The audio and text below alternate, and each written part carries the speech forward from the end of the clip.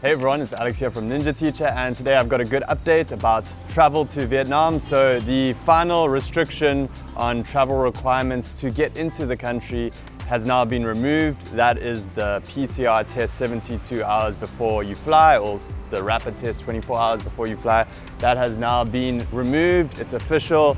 There is an official statement by the government. I'll put that up here so you can see it if you like. And that takes effect from tomorrow, which is the 15th of May, 2022.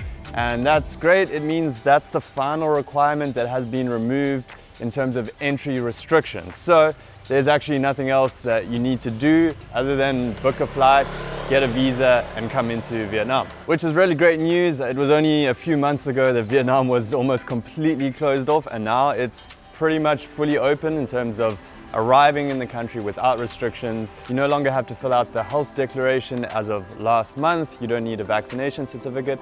Bear in mind, if you are planning to teach English in Vietnam, most jobs will require you to be vaccinated. And Vietnam is issuing 30-day e-visas through the official government website, the e-visa website. Just a quick important note, please bear in mind that airlines may have their own policies with regards to this, especially if you're flying through transit countries.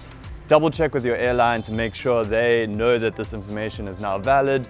Make sure that they aren't requiring it, because you don't want to be arriving at the airport and then getting turned away from your flight because the airlines have their own policy. So just double check with that. As for visas, there are still only the 30-day e-visas being issued. So that means that after 30 days, you cannot extend that. You do have to exit the country, but you can re-enter again on a new tourist visa if that's your plan. If you are wanting to stay longer, we're seeing people do this, exiting to Cambodia by the land border, coming back in. And now that you don't have to do the PCR test, that visa run situation is a bit better. Note, I'm not condoning staying long-term on tourist visas. That's not what I'm saying.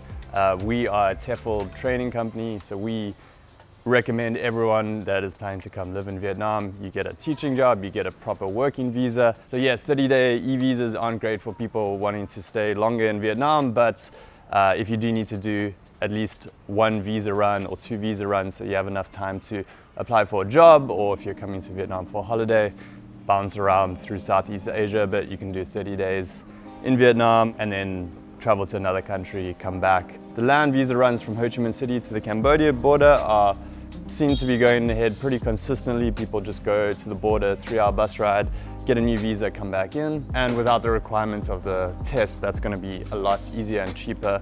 You know, you could probably do it within $100, something like that, quite easily. Alternatively, Laos has also just opened up with no requirements. So I know a lot of people are doing some visa runs to Laos to get a new visa, as well as Thailand has also decreased its requirements, so it's a bit easier to do a flight visa run to Thailand if that's your plan. So I'm not going to get into a whole discussion about whether Vietnam should be offering longer tourist visas or not. You know, at the moment, yes, you either have to get a job, get a work permit and a temporary resident card to stay longer term, or get married, or start a business. Those are the only real ways to stay longer term in Vietnam. So yeah, longer visas would be convenient, but right now I'm not complaining. I'm very happy that Vietnam is open for arrival without restrictions now. You can get a 30-day visa quite easily. Unfortunately, it is only still the 80 countries. Hopefully they will expand that list to a few more countries. I'm just happy that you can get visas, you can arrive in Vietnam, and then after you've got a job teaching at a school here, then you can switch over to the correct work permit and TRC. So a quick update on our side, we have secured a new location for our TEFL Academy, which is super exciting. I'm going to show you more about that later, but we're right near District 1, about 2.5 kilometers away. We have a view of the landmark 81 Tower.